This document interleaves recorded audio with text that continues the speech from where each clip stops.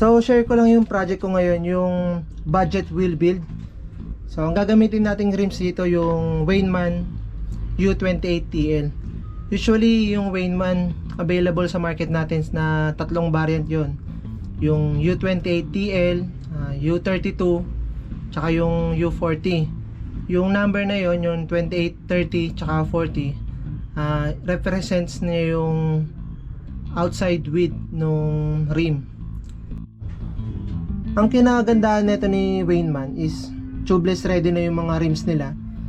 Then meron ditong tinatawag na sleeve joint technology, wherein parang may sinasandwich or may palaman pa yung dun sa joint area ng rim.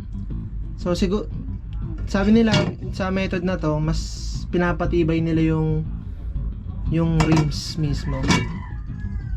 So ang claim weight nito sa website ng Weinman is 435 grams para sa 27.5 na wheel size. Check natin kung accurate ba yung timbang niya sa website dito sa actual weight. So gamit tayo ng weighing scale.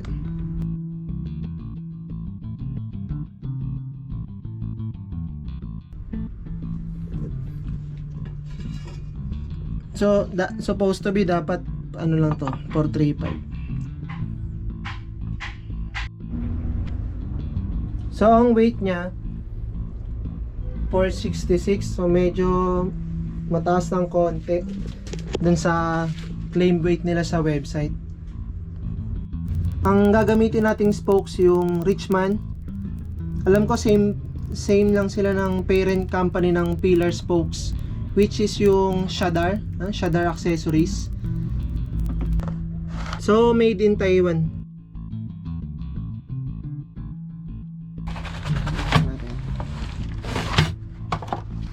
So sa package may kasama ng steel nipples. Wait lang. Ayun, mababasa natin to, Shadar. Nasa ba? O kailangan ng malapit na background nito. Shadar Accessories.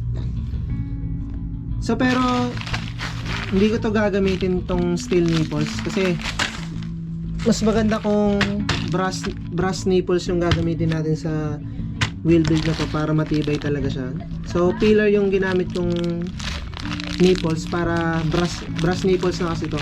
So mas matibay to compared dun sa steel nipples. Compare natin yung weight nila. Pares lang tong 72 pieces.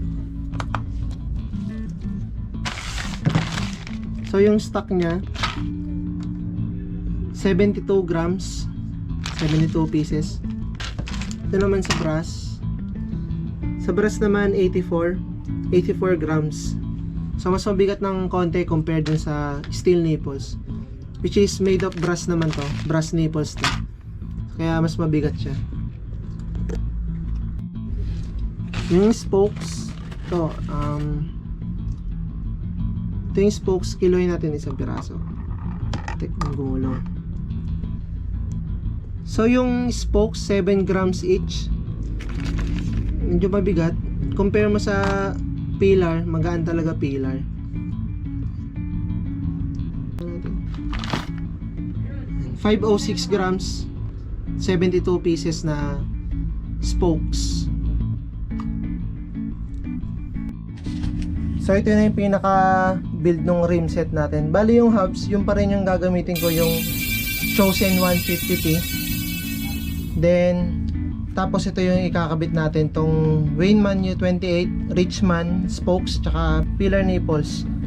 Okay, since tubeless ready naman na yung rim, so sisetapan na natin ito ng tubeless. So ang gagamitin kong tires dito is yung Veetire ko Mission Blackout. Ang size nya 27.5 by 2.2. Siyempre dalawa yan. Yan. Okay, claim weight no Mission, claim weight nya ay 760 grams. So check natin. Sabi muna kayo dyan.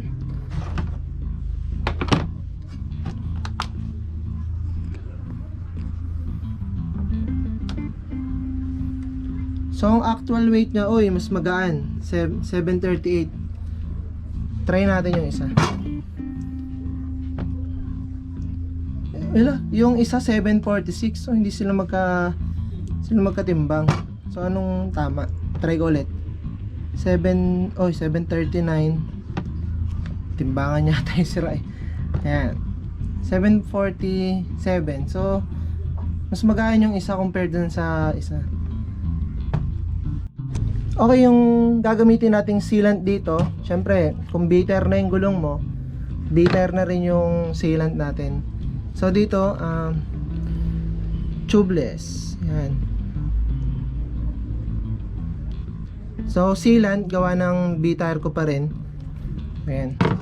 So bali ang kulang ko na lang yung Presta valve, yung tubeless valve, tsaka yung rim tape. Actually, in order ko na yun sa Lazada. So tagal dumating. Aantayin ko muna yung dumating bago ko i-set up muna to. So dun naman sa total expenses natin. So sa rims 1,500, sa spokes 1,000, sa nipples 500, sa tires is dalawang 1,350, so 2,700. Tsaka sa sealant 1,000, tsaka dun sa bulb, tubeless bulb, tsaka rim tape, so 500 yon. So I think yung total nun ay 7,200. So compare mo naman, budget pa rin yan, since isipin mo kung bibili ka nung yung mga DT Swiss na rims pa lang nasa 7,000 or 6,000 plus na siya. So sa gantong setup, naka tubeless setup ka na sa halagang 7,000 pa lang. So yun lang, update ko kayo once na nakabit na to sa bike natin. Thank you.